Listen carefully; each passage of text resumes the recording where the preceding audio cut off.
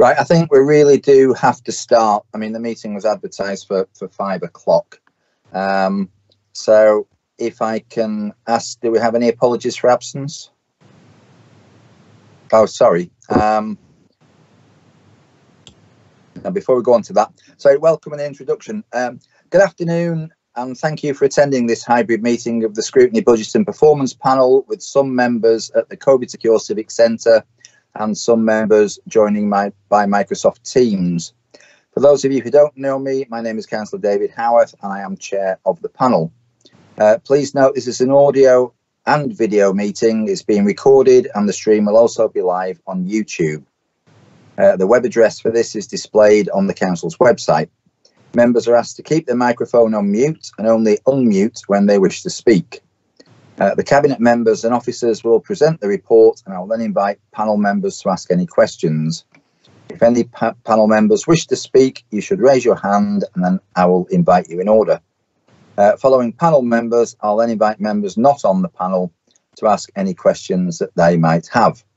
So which then takes me back to item 1, which is apologies for absence. I take it we haven't actually received any. No apologies, Chair. Councillor Coulton is still trying to join, so I'm hopefully he'll be able to join us later on.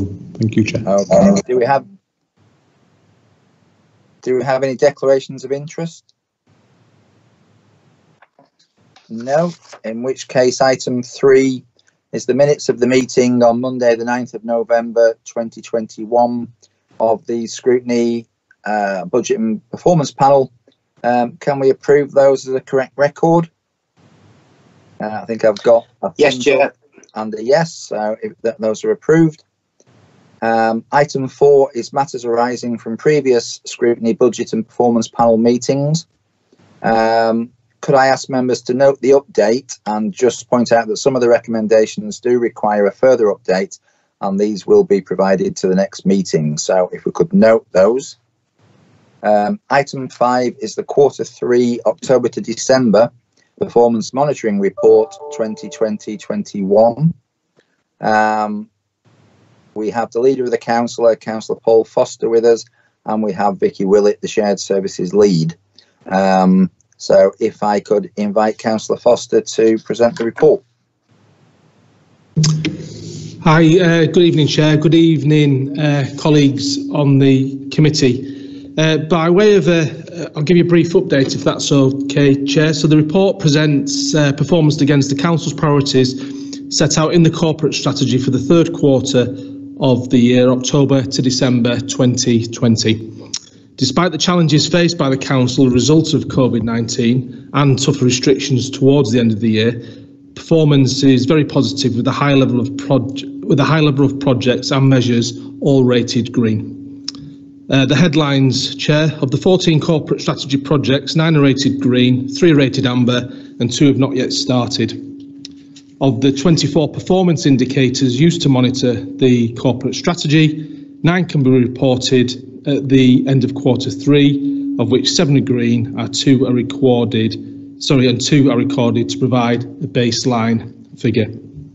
And of the 3 key organisational performance measures, 10 are performing better than target, 2 are performing worse than the target, but are within a 5% tolerance. The report goes on to set out the performance of projects and measures under each of the corporate strategy priorities, along with examples of key achievements during the quarter. Where a project or measure is off track, then we've provided an explanation and an action plan for you to review. Of the key priorities, number 1, the exemplary council, Chair.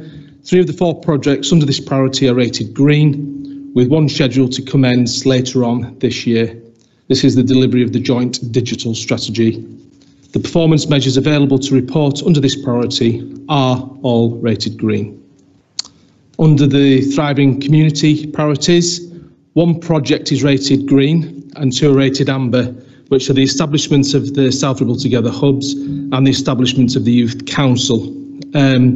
Activity on both has been delayed due to the need for public interaction and consultation, which has now been rescoped to be delivered through alternative methods open to us. It is expected that this should bring the projects back on track for Q4. You'll all note, if you've read your emails this morning as well, we've just been accepted as members of the British Youth Council. There was a press release on that, which is going to feed into the priority of establishing a youth council here in South Ribble. And hopefully you're all aware of the work that my colleague, Councillor Aniela Bilinski-Gelder, is doing in respect to the community hubs, and there is a paper coming to the Cabinet meeting on Wednesday, Chair. The two performance indicators under the priority have been collected to provide a baseline figures, and the baseline figures are meals provided to school-aged children through the holiday hunger offer, with over 15,000 meals delivered in Q3, which is absolutely astonishing and really good work by this authority. And the number of residents benefiting from opportunities created by the community's team has gone to 138 residents supported in the quarter. And just briefly, and to finish, the final two, a fair and local economy that works for everyone.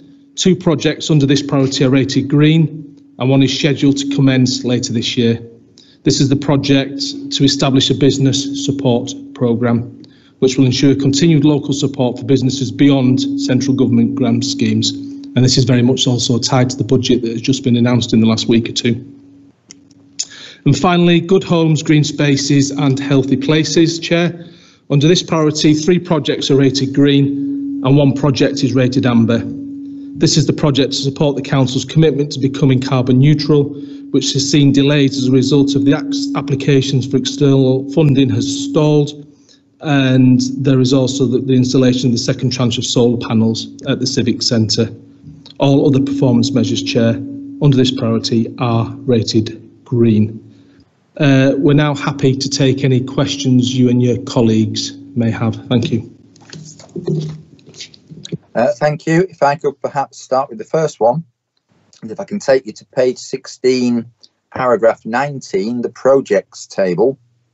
Why has the delivery of year 1 of the joint digital strategy not yet started?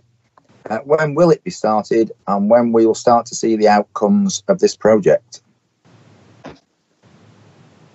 Thanks, Chair. Vicky, do you want to jump in there? Yes, can do. Thank you, Chair.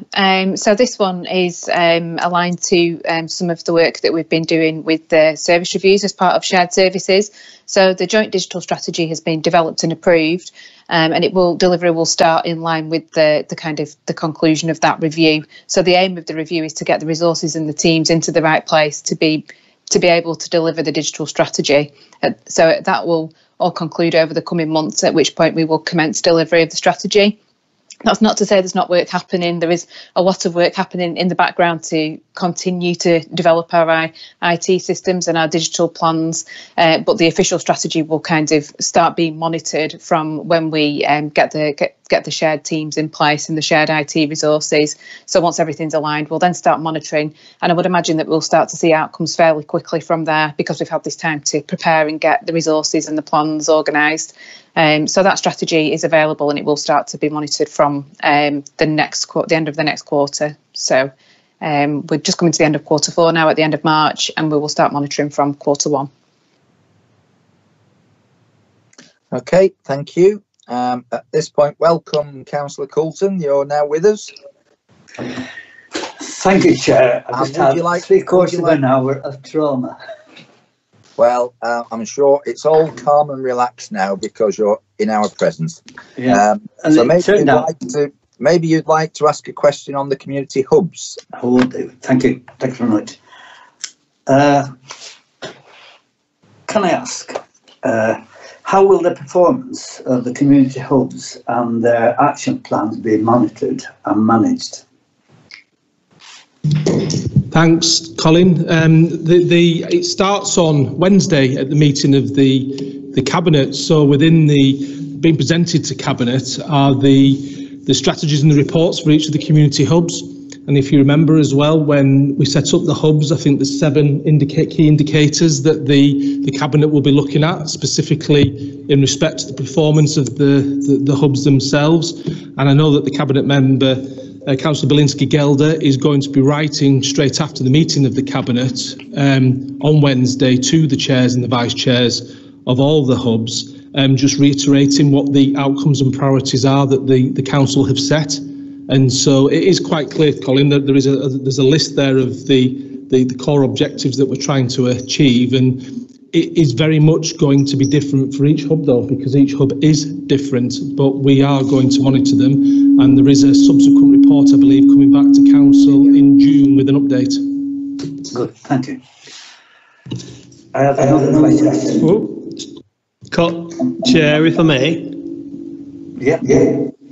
Yeah, just in relation to that particular item, you might recall that when we set up the hubs, we said we were reviewing them after 12 months. There was a 12-month pilot in all these areas. Obviously, with COVID, we've not been able to do that, so we need to just realign the thinking on when that review that Councillor Coulton refers to actually takes place, and that probably will have to be done in agreement with the chairs. But we'll come back with some more timelines on that once we've had a chance to speak with some of the chairs. Right, thank you.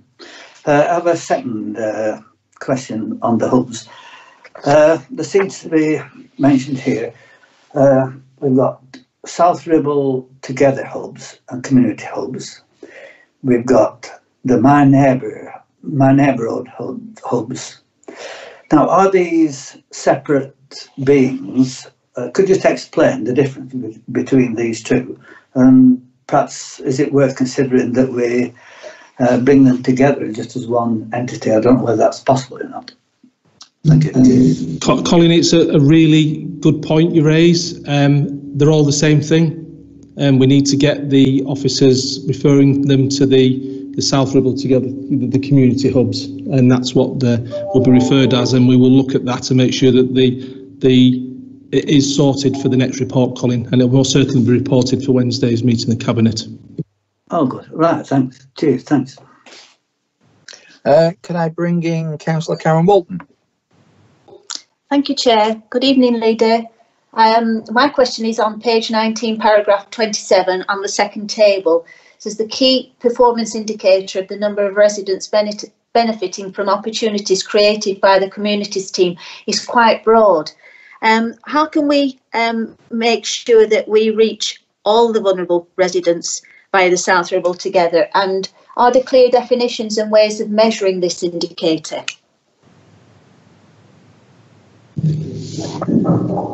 Thanks for your question, Karen, and a very good question. You're obviously, I'm going to bring Vicky in a second, if I may. But as you're aware, there are a number of key indicators that we look at across the hubs and the opportunities from residents, particularly those that need our support.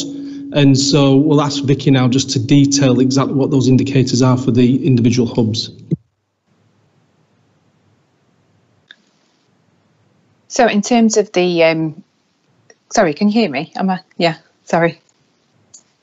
Yeah. So in terms of the measures for the hubs, there is a full data definition for this indicator that was set up, and it uses a couple of different ways of collecting the information about who we're contacting. But ultimately, this is the people who are contacted through the South Ribble Together hub. So we collect all of that information from the various hubs and then report it through separately. It's a targeted approach that we've been taking at the moment based on the data that we get through the shielding and the vulnerable patient list. So we do a lot of work in the background to bring all of that information together with various data sources. And then we have a central list of kind of prioritised based on need or level of vulnerability. So we will proactively contact people, but then also residents can get in contact with the hubs themselves. So we measure that through a central database where we record kind of a case management approach so that we can understand the needs of different residents and different individuals. And that's what feeds into this performance. So that's how we capture that. So I haven't got the specific data definition to hand, but I can have a bit more of a look and provide that if that would be helpful. But that's how we bring it all together through a kind of a single database that captures the various needs and points of contact. I think it would be helpful if you could provide us with a little bit more information on that particular point. Thank you, Vicky. No problem. Thank you. Councillor Sharples. Thank you, Chair. I've got a question from paragraph 28 on page 20, talks about the Community Wealth Building Action Plan. The Scrutiny Committee recommended that the Community Wealth Building Action Plan be presented to full council. Are you still planning to do this, and do you know when?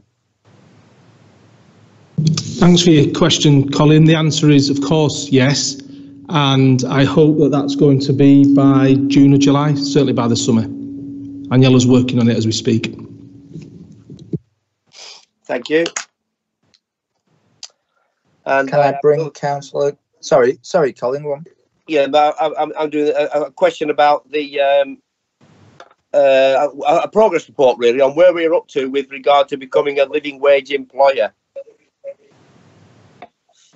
As far as I'm aware, Colin, we already are a living wage employer. If you remember, we changed the pay policy last year and we are a living wage employer.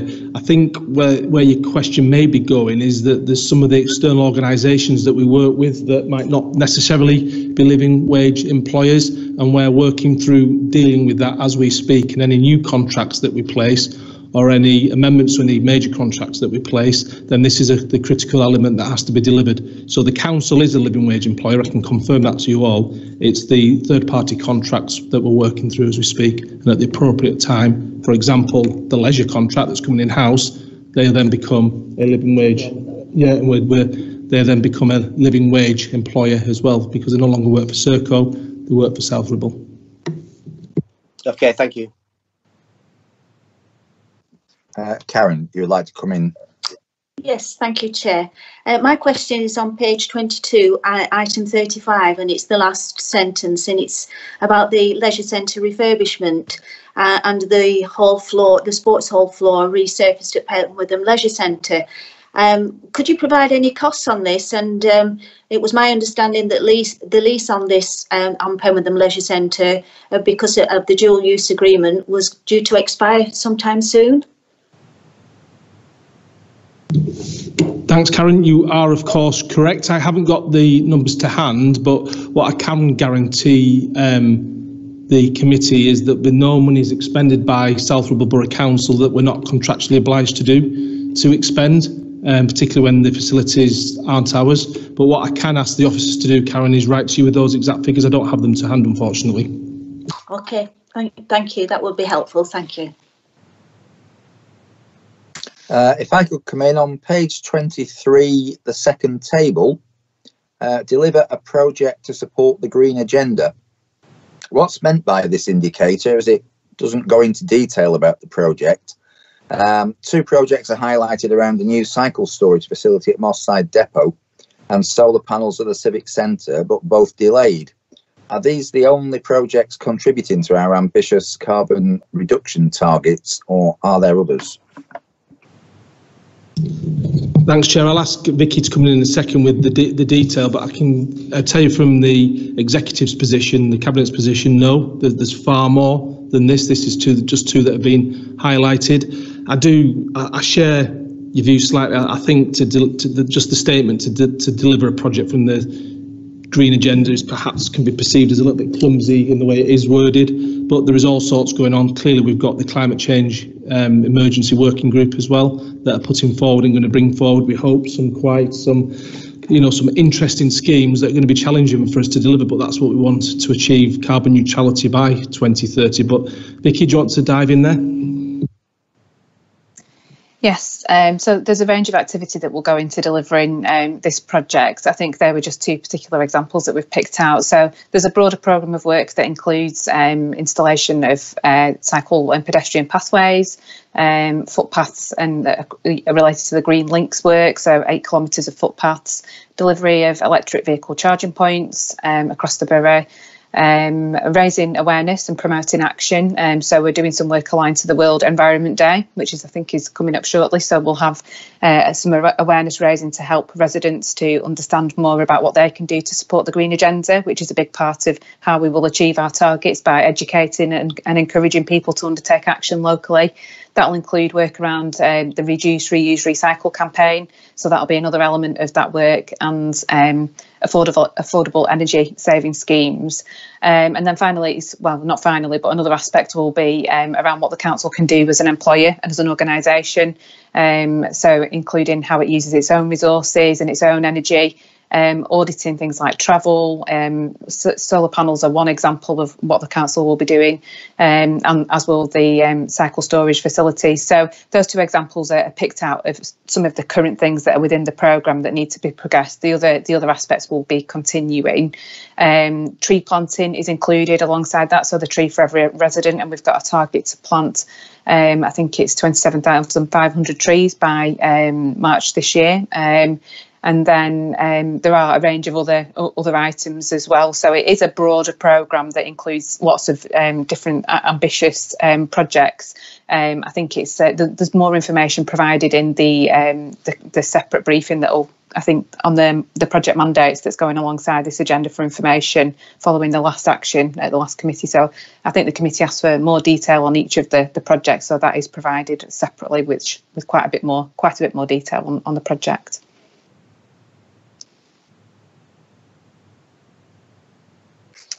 Okay, thank you. Can I bring Karen back in? Okay, thank you, Chair. My question is on page 24, paragraph 41. A number of near-miss incidents reported to health and safety. Should we be concerned about this being rated red? And how confident are you about the health and safety arrangements in place for all our employees and our residents? Thanks, Karen. This is one of those odd. This is one indicators where, because of the pandemic, there's not been as much work going on. Therefore, there's not as many near misses being reported. So, because not as many near misses have been reported, you could argue, on one hand, well, that means that there's not been as many incidents. But the health and safety executive, his view is that if near misses aren't being reported, Karen, then it's not good because there's always near misses in their view, and they should be getting reported to the council. So it is a bit difficult to get your head around this sometimes. So we're absolutely comfortable with the health and safety delivery within the borough and the businesses that are working within it. It's just one of those quirks, and we do particularly think this is down to the pandemic, but the team are keeping a close eye on it. Chair, if I may. Yeah, just to give Councillor Walton some reassurance about health and safety. So I've been meeting on a monthly basis in respect of health and safety. There's quite a big improvement plan required. I've now signed that off. So I'm confident that all the improvements that were required around health and safety in this organisation have now been signed off and resolved. That's very pleasing to know that, Gary. Thank you. If I could bring in Councillor Colin Sharples. Thank you, Chair. I'm looking at the Appendix 1 on page 26, row 2, and apologies if I seem to be a bit of a cynic, but it says, I mean, are we correct in saying that 100% of customers are satisfied with the council? How is this indicator measured? Are all the customers who accessed our services satisfied? If you look on page 27 in the top row, there are the percentage of complaints upheld. Did all these say they were satisfied with the council? I'm going to ask Vicky to jump in on this one. Hi, Councillor Sharples. You're absolutely right to pick up on this one, as did I when it was reported. We do have a full data definition for how this one's collected, but I think we're going to be looking at the method that is used to collect this data. So the data is correct. Every respondent to the survey was satisfied, 100% satisfied, but we need to take a broader view and make sure that we're getting a fully representative sample. So there's a range of methods that are used, but obviously residents are contacting us in different ways now, whether it be through email or through online forms or through phone. So we need to make sure that we're covering all those channels and getting a really representative view of satisfaction, because ultimately it doesn't help us if we don't know what people are dissatisfied with. We need to know so that we can improve and look at how we can better target those areas and make sure that we're increasing performance and we've got a really robust measure. So I'm going to be having a bit of a look at that one and making sure that we are getting a good representative sample for that. Yeah, thank you. Perhaps you could come back to us with a bit of information, what you come up with on that one. It does look like an anomaly, I have to say. Thanks anyway. No problem. If I may, Chair, thanks for that, Colin. I thought we were doing a great job as well. But you're right. It comes down to the question that you ask. You got to be, because we're not after 100%, because that just gives a false impression. you can't please even the best performing organisations like South Ribble can't please everyone all of the time. We all know that, and it's when we want to continually improve, we need to be asking the right questions, and we've said that to the officers. I spoke to Gary about this, that we need to review the questions that we're asking to make sure that we're getting qualitative answers back. But we take on board exactly what you say. It stands out like a sore thumb, unfortunately, doesn't it? Thanks for that. Okay, and just a final general question. How has COVID-19 impacted on the performance of the council? I'll quickly go on there and ask then Gary to come in afterwards. But I think, and I hope all members recognise that I think it had a huge impact at the beginning of the pandemic, and we've just changed our working practices, dusted down and got on with it. And, you know, I'll happily remind all members on the performance panel that South Ribble Borough Council was the first council in Lancashire to recommence the democratic process last summer. We only ended up having to cancel 2 or 3 meetings, which was really pleasing. And so from my point of view, it's been challenging. There's certainly more work for the officers, and they've done a wonderful job in standing up to the challenge. But I think we've performed really, really well. And there's no areas of the authority where we have any serious concerns about our ability to continue to deliver for our customers and our residents moving forward. And I'll pass over to Gary if I may, Chair. Thank you, Paul. So, you know, I would agree with what Paul has said. There are areas where we've had to change working practices, and there are areas where we haven't been able to undertake the work we normally would undertake. So a good example of that is food inspections. Further examples would include things like enforcement work, building control, sports development. So there are a number of areas where we haven't done as much work as we would have liked. That said, the report indicates, because this is a measure of our performance on the corporate strategy, indicates that good progress has been made in many, many areas. So we are just currently going through our business planning process for the year, which Vicky is on with. And one of the questions we've asked is, what are the things that you would have done this year that you haven't done, and what impact is that going to have on resourcing, so that we can, in some shape or form, have a recovery plan for those things that we haven't fully achieved in this year. So again, we're happy to service that to the committee when that piece of work is completed, which will be in the next couple of weeks, 2 to 3 weeks, Vicky. Yeah. And that will give you a better indication of those areas where perhaps there's more to be done to I'll use the phrase catch up, because there is a little bit of catching up to do in some areas. Okay, thank you. Are there any members not on the panel who have any questions? Councillor Green. Evening, Chairman. Thank you. Councillor Foster, good evening. Could I just ask a question, please, about the 2 measures which are performing poorly at the moment, namely percentage of council tax collected and percentage of business rates collected, and just for an update on where we are regarding those. Obviously, some of the reasons will be clear, but an update on where we're up to and what steps are in place moving forwards will be helpful. Thank you. Thanks, Councillor Green. I'll bring James in a second. I would quietly challenge your wording. I don't think we are performing poorly. We're just not performing as well as we did last year. And you'll notice and you'll know from a number of years that South Ribble has an exceptionally high collection rate for council tax and business rates. And I think it's clearly, to me, it's obvious that due to the pandemic, there's been a slight challenge with this, but it's not something we are hugely concerned about, but it's something we're closely monitoring. James, have you got anything to add to that? Just that the financial implications of the collection rate for 2021 are in the budget monitoring report, and it does, of course, explain that we do have transitional arrangements available to us to smooth out the effects of any shortfalls from 2021 into future years. But obviously, we are keeping a close eye on it, and that's why we will now report it in detail in the budget monitoring reports and with the quarterly performance monitoring. But of course, we don't know what's going to happen next year. But as we said in the budget reports, we have those reserves set aside, and we're keeping a very close eye on it to try and manage any transition as we recover from COVID and the economy recovers as well. So. Chair, could I just add one more point? Thanks, James. I think we all need to recall as well that we've not been actively recovering through the pandemic as well, and we have been seeking to assist businesses and individuals wherever possible, and clearly we'll continue to do that. But we'll keep a close eye on the numbers, as we say, and any trends that concern us. Okay, thank you. Any other questions from members not on the panel?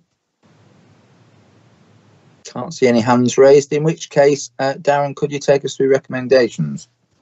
Thank you, Chair. Just some reflections on the debate that the members might like to put forward as recommendations. The committee thanks the leader and shared services lead for attending the meeting and the detailed report. The committee commends the council in the performance of the council during Q3. Future reports and publicity ensures consistency in the description of community hubs. Further information be provided on the definition of the number of residents benefiting from opportunities created by the community's team indicator. The costs associated with the refurbishment of Penwortham Leisure Centre be provided, and the committee welcomes the commitment to review the methodology for collecting customer satisfaction data. Thank you, Chair. Okay, thank you. Can we all agree those? I've got nods and thumbs, so that's agreed. That takes us on to item 6, the budget monitoring 2021 Q3. Do we have Councillor Tomlinson squirreled away in the Civic Centre? Well, I'm definitely in the Civic Centre, Chairman. I mean, if you want to describe it as squirreled away, that's your prerogative. It's your meeting. In which case, if I could welcome you, Councillor Tomlinson, along with James Thompson, the Deputy Director of Finance, and invite you to present the report. Thank you, Chair. I think very much in line with the report we've just had that shows we're making reasonable progress this year against our targets. I'm happy to report and to take to Cabinet on Wednesday the fact that we are now budgeting a deficit of just £9,000 against the original forecast. I think that's phenomenal, really, in terms of budgeting, and is a credit to all concerned. Of course, with the year that we've just had and that we've just been talking about, if you look through the reports, there are variances in different parts of the organisation, but some have had to spend more money than they would like. Some have spent less. Some of the fees and charges that we normally collect haven't been coming in. But overall, as I said, we're now forecasting to be within £9,000 of our original budget, and I think that is to be welcomed. In this particular report, there's a lot of information about the funding we've had for COVID-19. That continues to be a fluid situation. We've still got lots of businesses that we're talking to, trying to fill the gaps for people who've not yet received funding that they think they might be entitled to. But it's something we're doing proactively and working with our local businesses to make sure that we can pass on as much of that money as we can. I think the Chief Exec did say, whilst service delivery in of itself doesn't seem to have been affected too much by COVID, there have been things we've not been able to do that we would have liked to do. And the capital programme, I think, is a good example of that. And there are certain schemes that we haven't yet been able to take forward. But I'm hopeful that we will be able to do so in the future. With that, I'm happy to take any questions, or just to point out again that the staff vacancy report is in there. It's there for note, really, and sometimes the questions might not be easily answered tonight other than the commentary that's there, because they do lie within the directorates rather than with me as overall finance. But I do think it's a useful piece of information for scrutiny to have, and a useful tool for us to keep our eye on what's going on in the organisation. But with that, Chair, I'll end my remarks and say I'm happy to accept any comments or questions, and I'm particularly happy to note that James is listening as well, so I'm sure he can contribute as and when he sees fit. Okay, thank you. Well, I'll start. Page 30, Table 1, the second section. Provisions being made for the repayment of debt. What borrowing do we have as a council? Welcome, James. Sorry, page 30. All right. Yeah, page 30, Table 1, the second section. And there's a provision there for repayment of debt. I don't have the details of exactly what that is, but it will be the repayment of what's called the minimum revenue provisions. So yes, repayment of borrowing we've taken in the past for assets that we own. I don't have the full breakdown of the £619,000, but we do provide for the debt that the council does have. It's a difficult one. It's not cash debt. It's not loans that you normally take out. It's assets that we've purchased or improved in the past that we've used borrowing to carry out those works for, and that represents the amounts that it costs the council each year, and it's obviously fully budgeted for. So no, we don't have any cash debt. We don't have to borrow from banks. We tend to loan to other councils because we have more cash than we need, but we do have outstanding debt on some assets that we own. I'm hoping that Gary agrees with my explanation on that one. It's very complicated, but that's the best I can say.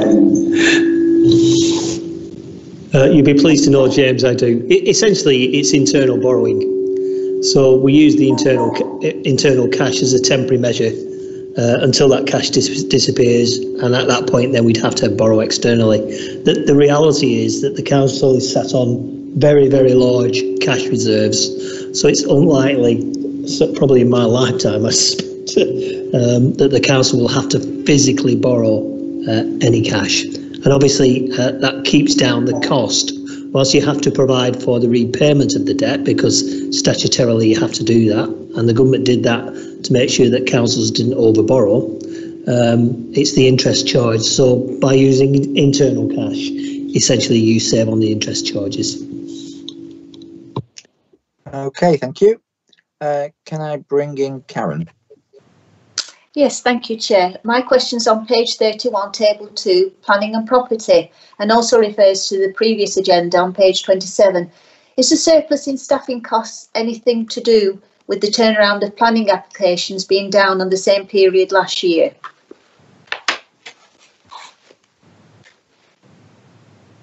So it's page 31, Planning and Property. That is a really good question, Karen. I'm not going to lie, it's a good question. I'm not sure whether there's a causal link between the two, and I suspect that's something we're going to have to ask Jonathan's team to answer outside this meeting. Let's hold my hands up. I'm not sure if there is a link or not, but it's something I'll get Gary to have a look at, but he wants to come in. Yeah, I mean, we've not deliberately kept any posts vacant in that section, and I'm not aware that there are many vacancies in there. So I think it's a combination of two things, Karen. I think, firstly, the number of applications we've had has increased bizarrely in this period, so it's taken a little bit longer, and we have had some very complex applications during that period as well, and I suspect those complex applications have resulted in the fact that actually the performance isn't what you might expect, or is not as high as it has been previously. But I'll look into it further, but I think that's the explanation. Oh, thank you, Gary. And I have James, another question. Sorry, Karen. James, did you still want to come in there, or is that answered? Just to say that any underspends in staffing costs can be further identified in Appendix A to the report. So we have had a vacant Assistant Director of Housing and Property for the whole financial year, essentially. So that will obviously contribute towards that, any underspend in staffing costs. Okay, thank you. Yeah, Karen. Yes, again, on page 34, the governance section, and I've asked this question before, but I also like to thank Matthew for the current staffing vacancies report, which is very informative, and I really commend that that's included in our reports. But the question is, the head of licensing post has been vacant all year, and what has the impact been on the service? And how confident are we that we are maintaining the statutory public safety function without a head of licensing? Thank you, Karen. Again, I'll take that one. So you're right that if you recall, the reason that that post was brought in was really because there were some issues, particularly in licensing. So there was a backlog of work to do. We needed somebody with a bit more experience to come in and improve that service, get the processes and the practices right. That piece of work has been done, and as a result of that, I think the service is operating better than it did in the past. We put in some temporary arrangements with somebody equally as qualified to do that, albeit not a licensing officer, but a solicitor who has great experience of licensing matters. So I'm very confident that actually the arrangements we put in place haven't put us at any risk in terms of what happens in licensing. Thank you. Okay, thank you. Can I bring in Councillor Colin Sharples?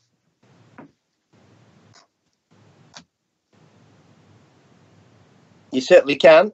A question about reserves on page 43. Please could you update us on the proposed in-depth review of reserves and when this might be complete?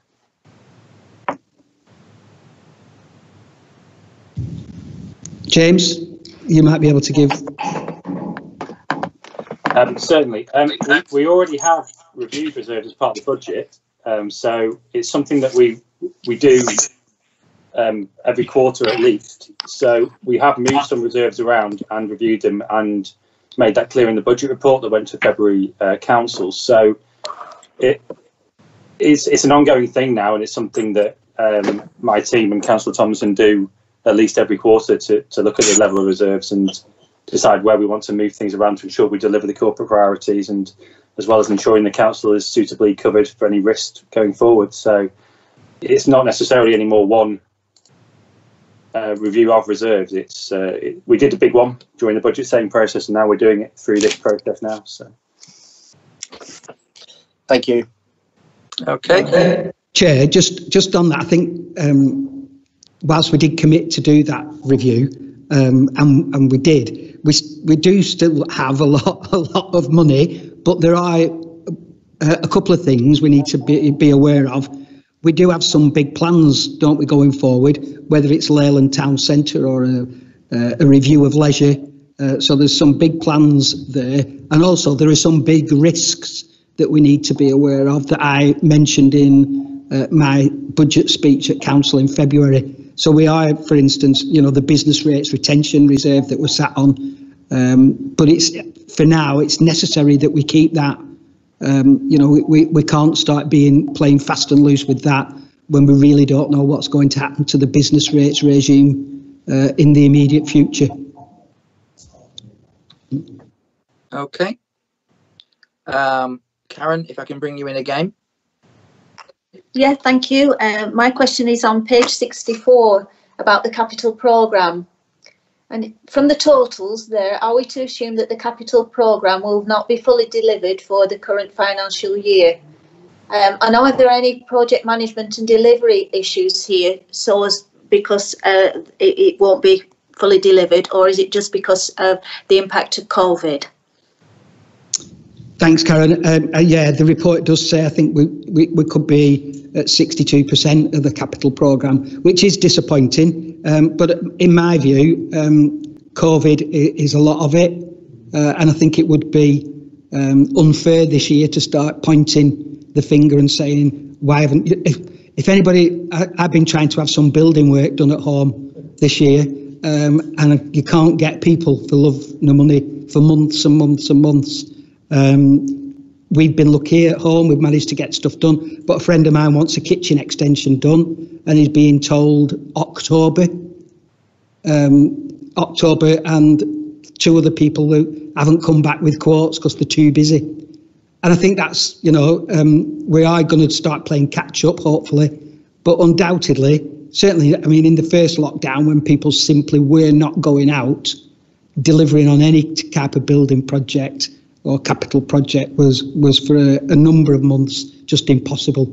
I'm not aware of any management controls that need to be changed to make this better. But unless people tell me otherwise, and then we'll do something about it. But my view, in the vast majority of this, it's COVID related. Chair, if I could just maybe add something. Matt's absolutely right.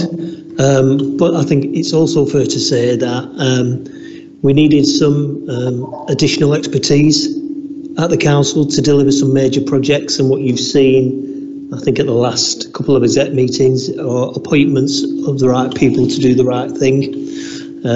So we now have in place more structure, the right skills to deliver some on these major projects, and we can already see quite a bit of progress being made on the major projects. So I would hope, as Councillor Tomlinson suggests, that it's a bit of a blip and we'll get back on track. Yeah, thank you for that. And a final general question. Overall, what are your views on the budgeting arrangements in the council, and how could it be improved? Well, on the first part of your question, I think the budgeting, certainly around the revenue budget, I think virtually all the time I've been on this council has been relatively well managed. I don't think, even when this council was in a place that it wouldn't have sought to be some years ago, no one could say that the management of the finances was disastrously off kilter. I do like to deliver 2 budgets. So obviously the capital programme, despite the reasons that have been given, you would always like to be nearer what you say you do. And I've always said that you ought to be realistic in what you promise and not over-promise and under-deliver, which, for whatever reasons, we are going to do that this year. But in terms of controlling the finances, in terms of keeping an eye on the money that we're spending and where we're spending it, I think we're doing a pretty good job at the moment. Okay, thank you. Do we have any questions? Somebody's still got the microphone on. Looks like it's all right. Yeah. Thank you. Do we have any questions? We do. Councillor Green. Thanks, Chairman. The report makes reference to community infrastructure levy payments and the amounts that have been deducted and given to our parish councils. I'm not necessarily expecting a response this evening, but if you could send me a detailed response on how much has been given to the 7 parishes over the last 5 years in terms of SIL payments, that would be helpful, please. And my other query is on page 48, we've got a vacancy for an IT security support officer. That vacancy has been in place since July 2019, so nearly 2 years. And whilst attempts have been made to fill that position, that still hasn't been done. And there's a reference in the report to the post being filled before Christmas, which is potentially another 9 months off. Why is it going to take another 9 months potentially? I realise you might do it quicker than that. And secondly, what risk is there to the council in the meantime of not having this position filled, please?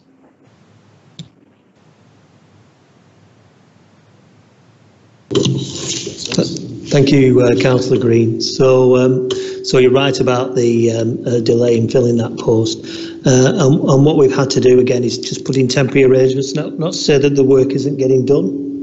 And of course, Vicky mentioned earlier that we're in the process now of just finalising the first phase of the restructuring. It will be dealt with in that time, but I'm very confident that all the checks and balances and all the patches that we need to do to make sure that our systems are safe are done on a regular basis. And can I just come back on the SIL stuff? That information that you've asked for, Councillor Green, is already in the public domain. So it's not necessary really for you to make a request for it. We publish it every year. I'm sure if you really want somebody to spend some time pulling it together for you, we can do. But as I say, we already tell people what we do with that. Just nod if you still want it. Yeah, okay, I'll get somebody to pull that together for you. Please, thank you. Okay. Thanks, Matthew. Okay, do we have any other questions from members not on the panel? Again, I can't see any hands. I'm getting some head shakes. In which case, could I ask Darren to take us through potential recommendations? Thank you, Chair. Reflections on the discussion so far. The committee might like to recommend that the committee thanks the Cabinet member and officers for attending and answering the committee's questions. The committee commends the inclusion of staff vacancy information within the report. The committee welcomes the reassurance that the capacity and skills required for the future delivery of the capital programme are now in place, and further information on the SIL payments to parish and town councils be provided. Thank you, Chair. Okay, are we all happy with those? I'm getting nods. Anything anybody wishes to add? No.